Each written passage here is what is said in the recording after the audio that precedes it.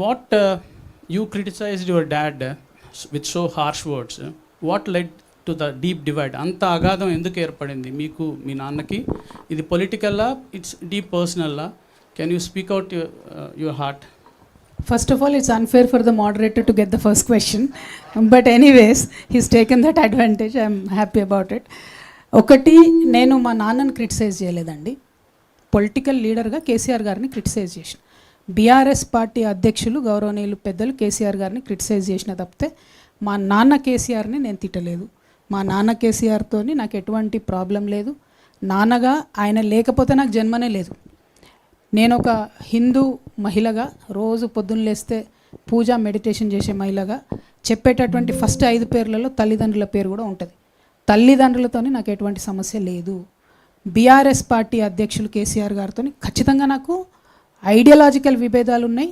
మొన్న విమర్శించిన, రేపు కూడా విమర్శిస్తా. తప్పు చేస్తే నేను తప్పు చేస్తే అట్లనే బీఆర్ఎస్ పార్టీ వాళ్ళు కూడా నన్ను విమర్శించవచ్చు. నేను వ్యక్తిగతంగా ఒక మాట కూడా అనలేదు. బీఆర్ఎస్ పార్టీ ఫస్ట్ వచ్చినటువంటి ప్రభుత్వంగా వారు కొన్ని పనులు చేసి ఉంటే తెలంగాణకు బాగుండేది. ఆ పనులు చేయకపోవడం వల్ల ఏమైంది? ఒక కాన్సెప్ట్ ఉంటుంది సుధాకర్ రెడ్డి గారు, లాస్ట్ ఆపర్చునిటీ కాస్ట్ అంటారు దాన్ని. If you lose an opportunity, ఒక అవకాశాన్ని మీరు వదులుకుంటే దానివల్ల వచ్చే నష్టం. తెలంగాణలో తొట్టతొలి ప్రభుత్వంగా ఏర్పడ్డటువంటి బీఆర్ఎస్ ప్రభుత్వం ఏదైతే కృష్ణా గోదావరి నదుల నీళ్లను కరెక్ట్గా వాడుకొనగలిగి ఉంటే మన రైతన్నలకు వారు అధికారంలో ఉన్న 10 సంవత్సరాలలో 2,50,000 కోట్ల రూపాయల సంపద డైరెక్ట్గా రైతులకు అందేది. కృష్ణా నీళ్ళు వచ్చి ఉంటే మన పొలాలకు, గోదావరి నీళ్ళు వచ్చి ఉంటే 1,21,000 కోట్లు కేవలం ఈ 2 ప్రాజెక్టులకు పెట్టిండ్రు. ఏది? కాళేశ్వరం, అట్లానే పాలమూరు రంగారెడ్డి. 1,21,000 పెట్టి 2 ప్రాజెక్టులు కడితే ఇచ్చింది నీళ్ళు ఎన్నిటికీ అంటే 1,00,000 ఎకరాలకు ఇచ్చారు. నేను దాన్ని క్రిటిసైజ్ చేసిన. బీఆర్ఎస్ పార్టీ అధ్యక్షుడిగా ఖచ్చితంగా వారిని క్రిటిసైజ్ చేసిన, ఇవాళ చేసిన, రేపు కూడా చేస్తాను. ఎందుకంటే ఆ last opportunity cost only for farmers is 2.5 lakh crores. ఆ సంపద డైరెక్ట్గా మా రైతన్నల జేబులకు పోయేది, అది పోయింది. ఇంకొకటి లాస్ట్ ఆపర్చునిటీ కాస్ట్లో మొత్తం 2001 నుంచి 2014 దాకా తెలంగాణ రాష్ట్రం వచ్చే వరకు కొట్లాడినటువంటి యువకులకు ఉద్యోగ అవకాశాలు ఇవ్వకుండా ఒక 10 సార్ల పేపర్ లీక్ అయ్యి అంత పెద్ద ఐటీ మినిస్టరు, అన్ని దేశాలకు పోయి స్పీచ్లు ఇచ్చే ఐటీ మినిస్టర్ కేటీఆర్ గారు ఉండంగా టీసీఎస్ లాంటి కంపెనీతో మాట్లాడుకొని ఫుల్ ప్రూఫ్గా మనం ఎగ్జామ్స్ పెట్టలేమా అండి? టోఫెల్ పెట్టడంతో మాట్లాడుకొని పెట్టలేమా? జిఆర్ఈ పెట్టడంతో మాట్లాడుకొని పెట్టలేమా? ఎట్లా ఫెయిల్ అవుతుంది? మన గ్రూప్ 1 ఎందుకు ఫెయిల్ అవుతుంది? 10th క్లాస్ పరీక్షల పేపర్ ఎందుకు లీక్ అవుతుంది? ఆ ఫెయిల్యూర్ వల్ల ఇప్పుడు ఏమైంది? ఇవాళ రేపు ఉన్న ఫాస్ట్ జనరేషన్లో ఎవ్రీ 7 years కొత్త జనరేషన్ వస్తుంది. 10 years లేదు ముందులాగా. అంటే తెలంగాణ రాష్ట్రం వచ్చినాక ఫస్ట్ 10 ఏళ్ళు, ఇప్పుడు ఈ కాంగ్రెస్ ప్రభుత్వంలో వచ్చిన 2.5 years చూసుకుంటే 2 generations ఉన్న పిల్లలు లాస్ అయినరు. మీ అందరికీ తెలుసు, ఒక్క గవర్నమెంట్ ఉద్యోగం కోసం 1,00,000 మంది రాస్తారు దానికి ఎగ్జామ్.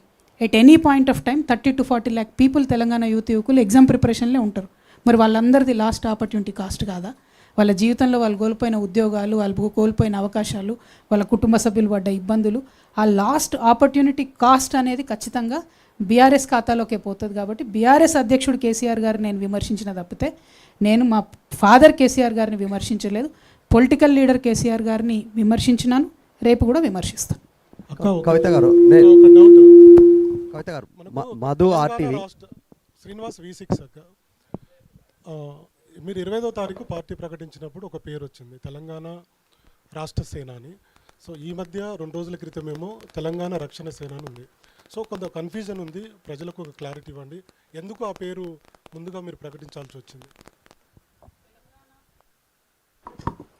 తెలంగాణ రక్షణ సేన అన్నది ఎన్నికల కమిషను మాకు ఇచ్చినటువంటి పేరు. ఆ లాయర్ గారితో మాట్లాడి వారి పర్మిషన్తోనే మేము కండువాలు కానీ పేర్లు కానీ అఫీషియల్గా వాడుకుంటూ ఉన్నాం. అయితే అంతకన్నా ముందు అనేక కుట్రలు జరిగినాయి. మేము అప్లై చేసిన పేర్లు కానీ ఇంకోటి కానీ రానియొద్దు అని అనేక కుట్రలు జరిగినాయి. కాబట్టి చాలా వ్యూహాత్మకంగా మేము అనేకమైన టాక్టిక్స్ పాల్గొంటూ వచ్చినాం, అనేకమైన టాక్టిక్స్ని చేసుకుంటూ వచ్చినాం. అట్లా రావడం ద్వారానే ఫైనల్గా మా అప్లికేషన్, మేము తెలంగాణ ప్రజా జాగృతితో పెట్టుకున్న అప్లికేషన్ ఏదైతుందో అది మంచిగా ముందుకెళ్ళడం జరిగింది. లేకపోతే అక్కడ కూడా అనేకమైన కుట్రలు జరిగినాయని తెలిసింది. కాబట్టి లాంచ్ రోజు ఆ టైం ముహూర్తం సెంటిమెంట్ కాబట్టి నేను ఆ టైంకి అనౌన్స్ చేసిన. పేరు మాత్రం వ్యూహాత్మకంగానే రకరకాలుగా చెప్తూ వచ్చినాం. బట్ అల్టిమేట్గా ఎన్నికల సంఘం నుండి మాకు వచ్చిన పేరు తెలంగాణ రక్షణ సేన. అంటే టీఆర్ఎస్ అనేది నిజంగా నాకే రాసి పెట్టున్నట్టుంది బ్రదర్. అది నేను థర్డ్ చాయిస్ పెట్టిన, ఫస్ట్ చాయిస్ పెట్టలేదు, సెకండ్ చాయిస్ పెట్టలేదు. 5 పేర్లు అడితే అందులో టీఆర్ఎస్ అనే పేరు వాళ్ళు వెతికి మరీ రక్షణ సేన ఇచ్చిండ్రు. కాబట్టి ఐఎమ్ హ్యాపీ. దేవుడు దయ ఉంది, దైవ నిర్ణయంగా నేను భావిస్తూ ఉన్నా. కాబట్టి తెలంగాణ రక్షణ సేన పేరుతోనే ప్రజల మధ్యలోకి వెళ్తాం, వారి ప్రేమను పొందగలుగుతామని కూడా నేను భావిస్తాను.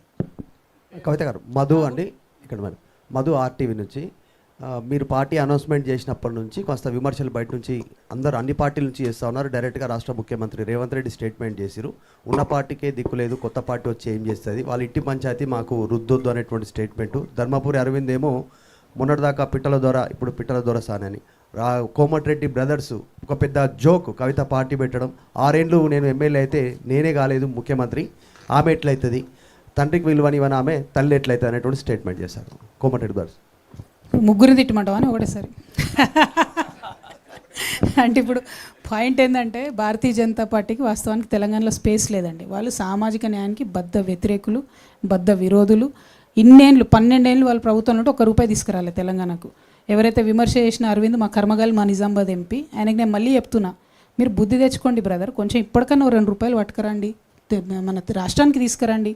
మీ ప్రధానమంత్రి గారు పోయినసారి ఎన్నికలలో పాలమూరుకు వచ్చి పాలమూరు రంగారెడ్డికి నేను ప్రత్యేక హోదా, నేషనల్ స్టేటస్ ఇస్తా అని చెప్పి అది పట్టుకరండి జరా. ఇప్పుడు 10వ తారీఖు మోడీ గారు వస్తున్నట్టున్నారు కదా, మరి తీసుకొని వస్తారా పాలమూరు రంగారెడ్డి, లేకపోతే 2-3 లక్షల కోట్లు మూట తీసుకొని వస్తారా? అట్లా తీసుకురండి. నన్ను తిడితే ఏమొస్తుంది బీజేపీ వాళ్ళకు చెప్పు. నేను చేసేది నా పని నేను చేసుకుంటూనే పోతా, తెలంగాణ ప్రజల దగ్గర నేను పోతా, ప్రజలు ఏది చేస్తే అది అల్టిమేట్గా అవుతుంది. ఇక కాంగ్రెస్ పార్టీలో వాళ్ళు జోక్ అనుకున్నా ఏమనుకున్నా ఇట్లా మస్తు అనుకుంటారు. ఒక ప్రయత్నం మొదలుపెట్టినప్పుడు చాలామంది డెమోక్రటిక్ సిస్టంలో కాన్స్టిట్యూషన్ని గౌరవించే వాళ్ళు చిన్న పార్టీ పెద్ద పార్టీ అని కాదు, పార్టీ ఉండడమే పవర్, ఒక పొలిటికల్ పార్టీగా ఉండడమే పవర్. అది పవర్లోకి వస్తుందా రాదా, ప్రతిపక్షంగా ఉంటుందా సెకండరీ. పార్టీ నడిపేటోళ్ళ సిన్సియారిటీని బట్టి ఆ పవర్ ఏందో తెలుస్తుంది మీకు. ఆ పవర్ ఏందో ఖచ్చితంగా ఇవ్వాలి. నన్ను జోక్ అన్న వాళ్ళకు కాలమే సమాధానం చెప్తుంది. పర్సనల్గా ఒక్కొక్కరికి నేను సమాధానం చెప్పాల్సిన అవసరం లేదు. కానీ బీజేపీ వాళ్ళకి మాత్రం నేను చెప్పేది ఏంటంటే 10వ తారీఖు మీ ప్రధానమంత్రి గారు వస్తున్నారు కాబట్టి కొంచెం నిధులు మోసుకురమ్మని చెప్పండి, కొంచెం పాలమూరు రంగారెడ్డికి స్టేటస్ ఇవ్వమని చెప్పండి, బీసీ బిల్లు పెండింగ్ ఉంది దాన్ని తీసుకురమ్మని చెప్పండి. మహిళా బిల్లును అక్కడ తెలిసి ఫెయిల్ అవుతుందని తెలిసి మహిళా బిల్లు ఇంట్రడ్యూస్ చేసిన బీజేపీని మాత్రం ఈ దేశ మహిళలు క్షమించరు, తెలంగాణ మహిళలు అసలుకే క్షమించరు. కాబట్టి ఆ మహిళా బిల్లును జర క్లారిటీ తీసుకొని రండి తప్పితే నా మీద విమర్శ చేస్తే ఏమొస్తుంది. రాహుల్ జీ, జీ బోలి. అక్క నేను కరుణాకర్ 10 టీవీ. అక్క